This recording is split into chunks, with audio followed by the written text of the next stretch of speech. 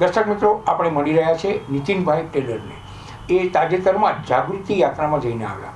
આ જાગૃતિ યાત્રા એ કોણ, એના આયોજક છે, ક્યારથી શરૂ થઈ અને એ શાને માટે કાઢવામાં આવે છે, એ વિશે થોડીક વાત દર્શકોને કહો. જાગૃતિ યાત્રા એક અલગ જ પ્રકારની એક જર્ની છે. એ વર્લ્ડની સૌથી લાંબી ટ્રેન જર્ની કહેવાય છે અને જેનું આયોજન મુંબઈ સ્થિત જન જાગૃતિ સેવા સંસ્થાન નામની એક સામાજિક સંસ્થા કરે છે. યાત્રા એટલે જ્યારે આપણે યાત્રા કહીએ એટલે યાત્રાનો અર્થ કંઈ ફરવા જઈએ, તો જાગૃતિ યાત્રાનો મુખ્ય ઉદ્દેશ એવું છે કે એક ઇન્સ્પિરેશનલ ટૂર તમે કહી શકો એને, કે આજના દેશના યુવાનોને એક ચોક્કસ દિશા આપવા માટેની એક યાત્રા આને કહેવાય છે. એટલે આની શરૂઆત 1997માં જેના જે ફાઉન્ડર છે શશાંક મણી, જે પહેલાં લંડનમાં હતા, એટલે એમણે વિચાર્યું કે દેશને જાણવો જોઈએ. આપણે દેશમાં કામ કરતાં પહેલાં દેશની શું પ્રોબ્લેમ છે એને આપણે દેશના યુવાનોને બતાવીશું તો જ કંઈ કરી શકાય. એટલે એમણે દેશની 50મી ઇન્ડિપેન્ડન્સ વર્ષગાંઠ ઉજવવા માટે એક આઝાદ રેલ યાત્રાનું 1997માં આયોજન કર્યું હતું, જેમાં એમણે દેશના 400 યુવાનોને લઈને આખું ભારત ભ્રમણ એક ટ્રેનમાં કર્યું હતું. અને એનાથી ઇન્સ્પાયર થઈને એમણે એક બુક પણ લખી હતી. અને જાગૃતિ યાત્રાનું પહેલું આયોજન 2008થી ચાલુ થયું, કે જેનો મુખ્ય ઉદ્દેશ્ય છે કે આજે જે આપણો એમનું કહેવું એવું છે કે આપણા દેશ 3 વિભાગમાં વહેંચાયેલો છે. પહેલું રીચ ઇન્ડિયા, મિડલ ઇન્ડિયા અને પુઅર ઇન્ડિયા. જે રીચ ઇન્ડિયા છે એમની પાસે બધી જ વસ્તુ છે, પુઅર ઇન્ડિયા પાસે કશું નથી, જે એ લોકો રોજનું ખાવાનું છે, બેઝિક ફેસિલિટીઝ માટે વળખે છે. અને જે મિડલ ઇન્ડિયા છે, જે અરાઉન્ડ ઘણા મિલિયન્સ યુથ છે એની અંદર, એ બધા પાસે 2 ટાઈમનું જમવાનું છે, રહેવાનું પણ છે, બટ એમના જીવનમાં એક કોઈ દિશા નથી. તો એમણે એવું વિચાર્યું કે જો આ યુવાનોને દેશના પ્રોબ્લેમ સાથે જોડવામાં આવે ને એમને એક એવી દિશા આપવામાં આવે કે જે દેશને ઉપયોગી કામ કરવામાં લગાવે એમની એનર્જી, તો એક નવા દેશનું વિઝન જે આપણે અબ્દુલ કલામજીએ કહ્યું છે કે વિઝન 2020 તે સાકાર થઈ શકે છે. નીતિનભાઈ, આમાં જોડાઈ કેવી રીતે શકાય? એટલે કે એનું રજીસ્ટ્રેશન કરાવવાનું હોય કે એ માટે એક ધારો કે ભરૂચના કોઈ બીજા યુવાનને એમ છે કે હું આવતા વર્ષે જે યોજાશે યાત્રા એમાં જોડાઉં, તો એના માટે શું કરવાનું? તો જાગૃતિ યાત્રા મને પણ ખ્યાલ નહોતો. એટલે મારા એક મિત્ર છે જે આસામથી હતા, એટલે એમણે મને જણાવ્યું કે આવી એક ટૂરમાં જવાના છે. એટલે મારો ઇન્ટરનેટ પર એમની સાથે વાત થઈ અને મને વિચાર્યું કે આ ઘણી સારી વસ્તુ છે કે કંઈક નવું જાણવા મળે, શીખવા મળે. એટલે પછી એમણે મને ઇન્ફોર્મેશન આપી. તો જાગૃતિ યાત્રામાં જવા માટે એમની વેબસાઇટ હોય છે jagrutiYatra.com, એમાં તમારે એપ્લાય કરવાનું હોય છે, જેની એપ્લિકેશન પ્રોસેસ દર વર્ષે જ ફેબ્રુઆરીમાંથી સ્ટાર્ટ થઈ જાય છે અને જે ડિસેમ્બર સુધી ચાલે છે એમની આખી એપ્લિકેશન પ્રોસેસ. એટલે યાત્રામાં આવનાર લોકો આખા વર્લ્ડમાંથી આવી શકે છે. તો આ વર્ષે પણ ટોટલ 20,000 લોકોએ એપ્લિકેશન આપી હતી એમાં, અને એમાંથી એ લોકોએ 450 લોકોને સિલેક્ટ કર્યા હતા આખા વર્લ્ડમાંથી. એટલે હવે તમારું સિલેક્શન થયું એ કયા બેઝ પર થયું અને કેવી રીતે થયું? તો જાગૃતિ યાત્રામાં આવનાર લોકો 2 પ્રકારના, એમણે 2 કેટેગરી પાડી છે. એક તો પાર્ટિસિપન્ટ્સ અને બીજા ફેસિલિટેટર. એટલે 20 થી 25 વર્ષના જે યુવાન હોય એમને એ લોકો એઝ અ પાર્ટિસિપન્ટ કહે છે, અને જે 25 વર્ષથી ઉપર હોય અને જે એક્સપિરિયન્સ વાળા એમને એઝ અ ફેસિલિટેટર લેવામાં આવે છે. તો આમાં દર વર્ષે એ લોકો 375 પાર્ટિસિપન્ટ્સ અને 75 ફેસિલિટેટર સિલેક્ટ કરે છે. તો મારું સિલેક્શન એઝ અ ફેસિલિટેટર થયું હતું મારા એક્સપિરિયન્સ પ્રમાણે. અને આનું મુખ્ય એ છે કે એમના લાયકાત, એ લોકો કોઈ એજ્યુકેશન નથી જોતા કે તમારી ડિગ્રી એન્જિનિયરિંગ છે કે કોઈ ડૉક્ટર છો, બટ તમને કંઈક કરી બતાવવાનો જુસ્સો તમારા એપ્લિકેશનમાં હોય છે. તો ટોટલ એપ્લિકેશન પણ ઘણી જ લાંબી હોય છે, 4 પેજની એપ્લિકેશન હોય છે. એમાં તમારા ઘણા એસેસ લખવાના હોય છે, જેમાં તમારે તમારી વિશે કહેવાનું હોય છે, તમે કયા કામ કરો છો, એઝ અ લીડરશિપ તમે સોસાયટીમાં કે સોશિયલ સેક્ટરમાં કયા કામ કર્યા છે, અને તમારું મિશન શું છે લાઈફમાં, વિઝન આગળ કરવા માટેનું. અને એની 8 લોકોની એક્સપર્ટ લોકોની ટીમ હોય છે જે આ બધી એપ્લિકેશન ઇવેલ્યુએટ કરે છે અને એમાંથી એ લોકો શોર્ટલિસ્ટ કરે છે. અને ઉપરથી ફેસિલિટેટર માટે એ લોકો અલગથી ઇન્ટરવ્યૂ લે છે. મારું 1 કલાક એ લોકો ઇન્ટરવ્યૂ લીધું હતું. અને તો એઝ એ તમે મેન્ટર તરીકે આવો તો તમે કેટલા સક્ષમ છો આ બધી યાત્રામાં જવા માટે, કારણ કે 15 દિવસ એક ટ્રેનમાં મુસાફરી કરવી એ સહેલી વાત નથી. અને તમારી અંદર પછી કેટલા યંગસ્ટર્સ હોય છે? એટલે આમાં એ લોકોએ પછી દરેક જેટલા પાર્ટિસિપન્ટ્સ હોય એમને ગ્રુપમાં વેચી નાખ્યા હતા. એટલે મારા ગ્રુપમાં દરેક એ લોકોએ 8 જણનું એક કોહોર્ટ બનાવ્યું હતું, એને કોહોર્ટ કહેવાય. એટલે 2 મેલ કોહોર્ટ અને એક ફિમેલ કોહોર્ટ, એટલે 8 જણનું 3 કોહોર્ટ બનીને એક ગ્રુપ બને. એક ગ્રુપે એક પ્રોજેક્ટ સ્ટડી કરવાનો હોય. તમારા ભાગે કયો પ્રોજેક્ટ આવેલો ને તમે શું? હા, એટલે આમાં જાગૃતિ યાત્રામાં એમનું મુખ્ય મિશન હોય છે કે એ લોકો દર વર્ષે 12 રોલ મોડલ સિલેક્ટ કરે છે. રોલ મોડલ એટલે એવા લોકો કે જે ઇન્ડિયાના અનસંગ હીરોઝ કહેવાય છે. જેવી રીતે આજે તમે શાહરુખ ખાન કે સલમાન ખાન બધા જાણો છો, પણ અંશુ ગુપ્તા કે બંકર રોય એ કોઈ નહીં જાણતું હોય. હવે આ લોકો કોણ છે? આ લોકો એવા લોકો છે કે જેમણે પોતાની લાઈફ એક ડેડિકેટ કરી છે મિશન માટે કે દેશ માટે કંઈક કરવા માટે. એ દેશના ગ્રાઉન્ડ લેવલના પ્રોબ્લેમ સોલ્વ કરે છે. તો દર વર્ષે યાત્રામાં આ લોકો 12 રોલ મોડલ સિલેક્ટ કરે છે. એનો અમારે વિઝિટ કરવાનું છે. એવા 12 સિટીઝ ઇન્ડિયાના અલગ અલગ સિટીઝ અમારે વિઝિટ કરવાનો છે. અને દરેક ગ્રુપ માટે એક રોલ મોડલનું અમારે પ્રેઝન્ટેશન આપવાનું છે. એમનો સ્ટડી કરીને એમની ઓર્ગેનાઇઝેશન કઈ રીતે વર્ક કરી રહી છે અને આપણે કઈ રીતે નવું એમાં કરી શકીએ. જો એ વસ્તુને આપણે રેપ્લિકેટ કરવી આપણા જગ્યાએ તો આપણે કેવી રીતે કરી શકીએ. બરાબર. આજે યાત્રા ટ્રેનમાં જાય એવી તમે વાત કરી, તો ટ્રેનમાં જે આખી ઇકો ફ્રેન્ડલી ટ્રેનનો કંઈક એ લોકોનો મકસદ હોય છે, એમાં શું હોય છે?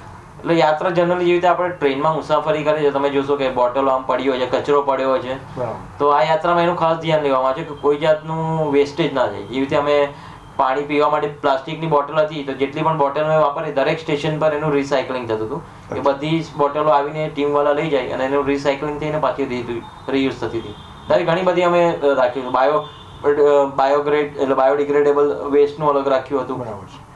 ફૂડ વેસ્ટ ના જાય એનું ધ્યાન રાખ્યું હતું. તમે કહ્યું કે ઓલ ઓવર વર્લ્ડમાંથી, અને એટલે ઓલ ઓવર વર્લ્ડ એટલે કે ઇન્ડિયામાંથી અને વર્લ્ડમાંથી પણ આવી શકે, તો ત્યાં એ કોમ્યુનિકેશનનું કઈ લેંગ્વેજમાં તમારું આખું ચાલતું? હા, એટલે યાત્રામાં આ વખતે પણ ઘણા અરાઉન્ડ 10 કન્ટ્રીઝમાંથી પાર્ટિસિપન્ટ્સ હતા. અલગ અલગ લાઈક સ્વીડનથી હતા, લંડનથી, ઓસ્ટ્રેલિયા, ફ્રાન્સથી હતા. એટલે હવે દરેક આ લોકોએ ગ્રુપ જેવી રીતે બનાવ્યું હતું, એક ગ્રુપમાં દરેક અલગ અલગ ડાયવર્સિફિકેશન રાખ્યું હતું. જેવી રીતે એક ગ્રુપમાં IIT-માંથી ભણતા એકદમ હોશિયાર છોકરા પણ આવી શકે છે, કોઈ લંડનથી કોઈ કંપનીમાં કામ કરતો માણસ હોઈ શકે છે, કોઈ ગામડાનો ખેડૂત પણ હશે. અને આ બધાને એક ગ્રુપમાં લઈને કમ્યુનિકેશન, એટલે જેવી રીતે અમારા ગ્રુપમાં ઘણા લોકો મહારાષ્ટ્રીય હતા જે ગ્રાઉન્ડ લેવલ પર હતા અને બીજા એકદમ IIT સારામાં સારી ઇન્સ્ટિટ્યૂટમાંથી ભણેલા હતા. એટલે અમે કોમન લેંગ્વેજ નક્કી કરી હતી કે ઇંગ્લિશ, જે લોકોને ઇંગ્લિશ ના ફાવે એમની માટે અમે ટ્રાન્સલેટ કરી આપતા હતા એમને હિન્દીમાં, કે એમની જે લેંગ્વેજમાં એ લોકો કમ્ફર્ટેબલ પડે છે. તો ટ્રાન્સલેટરની સુવિધા હતી. હવે મુંબઈથી યાત્રા ઉપડી અને તમારા નિશ્ચિત એક સ્ટેશન પર પહોંચી, પછી તમારે એક ગામમાં જઈને શું કરવાનું?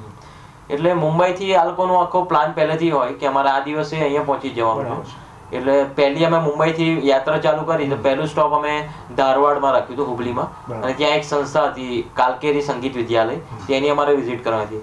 જેવી રીતે સ્ટેશન પર અમારી ટ્રેન ઊભી રહે એટલે ત્યાંથી અમારું આ લોકો એની ટીમ જે પહેલા હોય દિશા ટીમ કહેતા હતા, એ લોકો પહેલેથી જ બસની અરેન્જમેન્ટ હોય, દરેક યાત્રીને વ્યવસ્થિત રીતે ત્યાં પહોંચાડી દેવાના અને બસ પછી એ પર્ટિક્યુલર સંસ્થામાં વિઝિટ કરવાની હોય. ત્યાં આખો દિવસ અમે રહીએ, એમના ટોક્સ હોય, કન્વર્ઝેશન થાય, અમે વિઝિટ કરીએ કઈ રીતનું કામ થઈ રહ્યું છે. એ પછી સાંજે ટ્રેનમાં પાછા આવીએ અને ડ્યુરિંગ ધ ટ્રેન અમારી અંદર 3 AC કોચ હતા, એમાં પ્રેઝન્ટેશન થાય. એટલે આ રાત્રે એટલે પહેલા ગ્રુપનું રોલ મોડલનું હોય તે લોકો આખો દિવસ સ્ટડી કરીને સાંજે પ્રેઝન્ટેશન બનાવે, રાત્રે બધા સામે પ્રેઝન્ટેશન થાય ટ્રેનની અંદર જ. એ સ્પેશિયલ ટ્રેન હોય એટલે એમાં કેટલા કોચિસ હોય અને એમાં ખાસ જેની સ્પોન્સરશિપ હોય એની એડવર્ટાઇઝમેન્ટ વગેરે એ વિશે થોડીક વાત કરો. એ જાગૃતિ રેલ કેવી હોય? એટલે જાગૃતિ રેલ તો એક કોમન ટ્રેન જ હતી, પણ આ લોકોએ પોતાની અલગ ટ્રેન ડિઝાઇન કરી હતી. ટોટલ અમારા ટ્રેનમાં 18 કોચિસ હતા, એમાં 5 મેલ યાત્રી માટે રાખેલા જે રહેવા માટેના કોચ હતા અને 3 ફિમેલ યાત્રીઝ માટે. એ લોકોએ 2 સ્પેશિયલ બાથરૂમ પણ ડિઝાઇન કર્યા હતા જે વિધિન અંદર ટ્રેનમાં જ હતા. પેન્ટ્રી માટે 2 અલગ ડબ્બા હતા જેમાં તમારે જમવાનું કે બધી સુવિધા અંદર જ ઉપલબ્ધ હતી. પ્લસ 3 એ લોકોએ AC ના કોચ રાખેલા જેમાં પ્રેઝન્ટેશન રૂમ કહેવાતા, એમાં બધી ફેસિલિટીઝ હતી.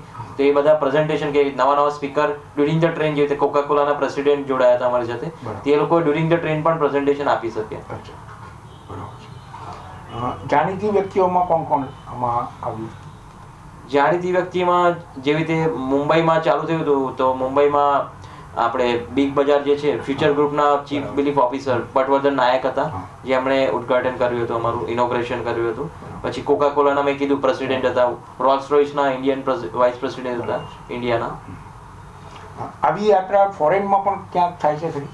હા, એટલે યાત્રાનું મોડલ અહીંયા ઇન્ડિયા પછી પહેલું રેપ્લિકેટ થયું હતું એ અમેરિકામાં. એટલે એક અમેરિકાના જ એક યાત્રી આવ્યા હતા અને એને ટ્રેનથી ઘણા ઇન્સ્પાયર થયા અને એ સ્ટાર્ટેડ એમની પોતાની યાત્રા ચાલુ કરી, જે મિલેનિયમ ટ્રેન તરીકે અમેરિકામાં ઓળખાય છે અને એ કેલિફોર્નિયાથી લોસ એન્જલસ સુધી જાય છે એ ટ્રેન. બરાબર. એટલે મને એવું લાગે છે કે આ યાત્રામાં જનારો જે પાર્ટિસિપન્ટ હોય અથવા તમારા જેવા ફેસિલિટેટર હોય તેને એક જીવનનો ચોક્કસ મકસદ આપવાનું કામ આયોજકો કરતા હોય. એટલે એક યુવાનને એનું ધ્યેય મળે એ માટેનો એનો પ્રયત્ન હોઈ શકે. બરાબર. અને એ તમે કહ્યું કે હવે યાત્રા પૂરી થઈ પછીના જે કંઈ જે 8 કે 10 કે તમારા ગ્રુપ્સ હશે એ લોકોએ કંઈક પ્રોજેક્ટ તૈયાર કર્યા અને એ લોકોને શું થશે? એટલે યાત્રાનો મુખ્ય ઉદ્દેશ તો એ જ છે કે દેશના યુવાનને એક પ્રેરણા આપે કે કંઈક કરવાનું. ચોક્કસ, બરાબર. હવે આજે આપણે જોઈએ છે કે જે કંપની, તમે વિચારો કે મારે પોતાની કંપની ઊભી કરવી છે, તો આપણે એવું વિચારે કે ખાલી IIM છે કે ISB છે કે IIT વાળા એ લોકો જ કરી શકે. પણ એવું જાગૃતિ યાત્રાનું મિશન એવું છે કે એવું ના હોય. દરેક માણસને કંઈક કરવું હોય તે પોતાની જાતે બની શકે એન્ટરપ્રિન્યોર. તેમનો મુખ્ય ઉદ્દેશ 2020 સુધી 2 લાખ એન્ટરપ્રિન્યોર્સ ક્રિએટ કરવાનો છે આ યાત્રા થ્રુ. તો ઓલરેડી જેવી રીતે અમારે એ લોકો ટીમમાં અલગ અલગ અમે રોલ મોડલ્સ વિઝિટ કરેલા.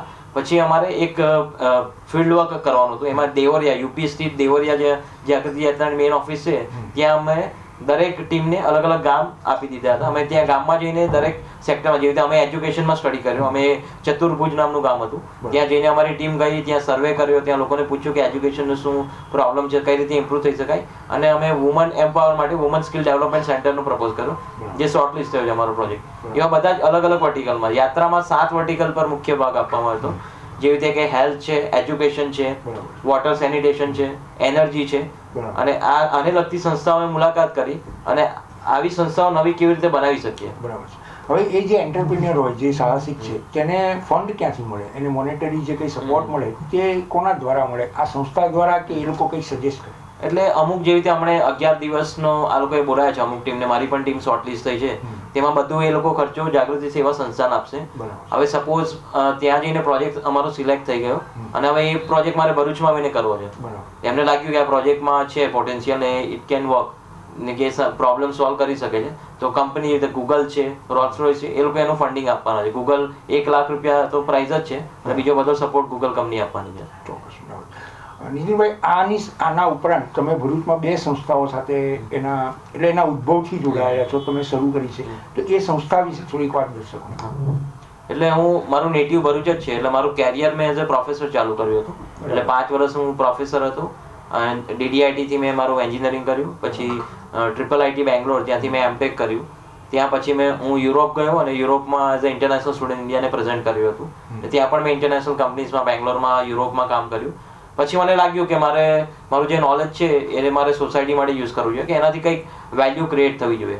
એટલે પછી આવીને અહીં અંકલેશ્વર સ્થિત એક સામાજિક સંસ્થામાં જોડાયો, જેનું નામ HMP ફાઉન્ડેશન છે. એ સંસ્થાનું મેં સેટઅપ કર્યું. એમાં અમે હેલ્થ અને એજ્યુકેશનના ઘણા પ્રોજેક્ટ કર્યા. એટલે લગભગ 3 વર્ષ સુધી એ સંસ્થા સાથે હું જોડાયેલો હતો અને ઘણા ગ્રાઉન્ડ લેવલ પ્રોબ્લેમ કર્યા. પછી મેં વિચાર્યું કે આખા વર્લ્ડમાં ઘણી સામાજિક સંસ્થા રહી છે જે ઘણું સારું કામ કરી રહી છે, પણ એમને માટે હેલ્પ નથી મળતી એમને. અને એક બાજુ ઘણા સારા યુવાનો છે, સારા લોકો છે કે જેને કંઈક દેશ માટે કરવું છે, પણ એમની માટે કોઈ પ્લેટફોર્મ નથી મળી રહ્યું. એટલે અમે વિચાર્યું કે કેવું કોમન પ્લેટફોર્મ બનાવીએ જેના થ્રુ આ સંસ્થાઓ અને આ વોલન્ટિયર્સ એકબીજાને જોડાઈ શકે. તેની માટે અમે સર્વ હેપીનેસ નામનો પ્રોજેક્ટ પ્રપોઝ કર્યો હતો IIMમાં, જે ઇન્ટરનેશનલ લેવલ પર અમને પ્રાઇઝ મળી હતું. અને એને એઝ અ સર્વ હેપીનેસ ફાઉન્ડેશન સંસ્થા કહેવાય છે. એમાંથી અમે ઘણા સારા NGOsને એક ઓનલાઈન પ્રેઝન્સ આપીએ છીએ અને આજના સ્ટુડન્ટ્સ એ બધાને એની માટે કામ કરવા માટે પ્રેરીએ છીએ. અને બીજી જે કંપની છે અમારી, દેટ ઇઝ ઓપન ફ્યુઅલ. અમારું એવું માનવું છે કે આજનો યુવાન છે, હવે દેશમાં તમે જોઈ રહ્યા છો કે આજકાલ જોબની ઘણી પ્રોબ્લેમ થઈ રહી છે. લોકોને જોબ મળતી નથી બધાને. આજે 5 લાખ એન્જિનિયર્સ દર વર્ષે આપણે ગુજરાતમાંથી નીકળે છે. તમે જાણો એટલી બધી કોલેજીસ વધી ગઈ છે, 50 થી 60 તો નવી કોલેજીસ ખુલી ગઈ છે નવી હમણાં આજે 1 જ વર્ષમાં. તો હવે આ બધા શું કરશે, શું બધાને જોબ નહીં મળે, તો તેનો એક જ ઉપાય છે કે એન્ટરપ્રિન્યોર, કે પોતે સાહસિક બને અને કંઈક લોકો માટે જોબ ઊભી કરે. તો ઓપન ફ્યુઅલ જે યશ સક્સેના મારા જે મિત્ર છે, અમે એ વિચારીને આ કંપની કરી છે અને અમે સ્ટેનફોર્ડ યુનિવર્સિટી સાથે પણ કામ કરી રહ્યા છે. તમે ઇન્ડિયન સ્ટુડન્ટ્સ માટે એક નવું પ્લેટફોર્મ બનાવી રહ્યા છો કે જેમાં એમની કોઈ આઈડિયા હોય તો એ આઈડિયાને અમે એઝ અ કંપની તરીકે એને બનાવવા માટે બધી મદદ પૂરી પાડીએ. એક છેલ્લો સવાલ કે ભરૂચ પર તમે નાની સરખી ફિલ્મ બનાવી છે અને તે આપણા લોકલ ભરૂચના જે યંગસ્ટર્સ છે એ લોકો એ બધા ભેગા મળીને એને વિશે થોડી વાત. એટલે ભરૂચમાં જેવી રીતે લાઈક મેં ઘણા સ્ટુડન્ટ્સને જોયું કે ફેસબુક માધ્યમ ઘણું જ ફેમસ થઈ રહ્યું છે યુવાનોમાં. એટલે એવી રીતે એક ભરૂચમાં સિટી કરીને એક પેજ હતું, વેબ પેજ, જે ઘણું જ પોપ્યુલર હતું. એટલે પછી મેં એમના જે સ્ટુડન્ટ હતો, ઋત્વિક પટેલ નામ છે, એ ચલાવતો હતો. મેં કીધું કે હવે તું શું કરવું છે વેબસાઇટ, તો આપણે એક એવા યુવાનોને જોડીએ કે જે લોકો ફોટોગ્રાફી ને બધામાં ઇન્ટરેસ્ટ હોય છે. પછી અમે ભેગા મળીને ભરૂચ ફોટોગ્રાફી ક્લબ એક બનાવ્યું અને પછી અમે દરેક વીકેન્ડમાં જઈને અલગ અલગ જે ફોટોગ્રાફર્સ છે જેમને ઈચ્છા હોય ફોટોગ્રાફી કરવાની, ભરૂચના અલગ અલગ જગ્યાએ જઈને અમે એનું ફોટોગ્રાફી કરતા હતા. પછી અમે વિચાર્યું થોડું, જ્યારે ડેટા ભેગા થયો પછી અમે વિચાર્યું કે એક નાનકડી ફિલ્મ બનાવીએ કે ભરૂચ આજે લોકોને એવી પહેલાનું ભરૂચ લોકોએ જોયું છે, પણ આજે જે ડેવલપમેન્ટ થયું છે એ ઘણા ઓછા લોકોને ખબર છે. તમારો મુખ્ય ઉદ્દેશ એવો હતો કે ભરૂચની એવી ફિલ્મ બનાવી ઇન્ટરનેશનલ લેવલ પર ભરૂચને બતાવી શકે, તો જે અમે બધાએ ભેગા મળી એક નાનકડી ડોક્યુમેન્ટરી બનાવી એના માટે. નીતિનભાઈ, તમારા જે કંઈ એમ્બિશન છે, પ્રોજેક્ટ છે, તેમાં તમે ખૂબ આગળ વધો એવી અમારી શુભકામના. અને ખાસ દર્શકો અને યુવા દર્શકોને મારા નમ્ર નિવેદન છે કે નીતિન ટેલર પાસે અક્ષમ્ય જબરજસ્ત શક્તિ છે, જબરજસ્ત આઈડિયા છે, આઈડિયાઝ અનલિમિટેડ છે. જે કોઈ પણ યુવાનને એમ થાય કે ભાઈ મારે કંઈક કરવું છે અને એ કરવા માટે નીતિન ટેલર મને મદદરૂપ બની શકે એમ છે, તો ચોક્કસ તમે એનો સંપર્ક સાધશો. આ કાર્યક્રમના અંતે એમનો મોબાઈલ નંબર અને ઈમેલ હું આપને જણાવીશ કે જે દ્વારા તમે એમનો ડાયરેક્ટ સંપર્ક કરશો એ તમને ચોક્કસ ક્યાંક ને ક્યાંક મદદરૂપ થશે, માર્ગદર્શક બનશે અને ચોક્કસ તમારામાં જે કંઈ છુપાયેલું છે તે બહાર લાવવામાં તમને મદદરૂપ થશે. આભાર.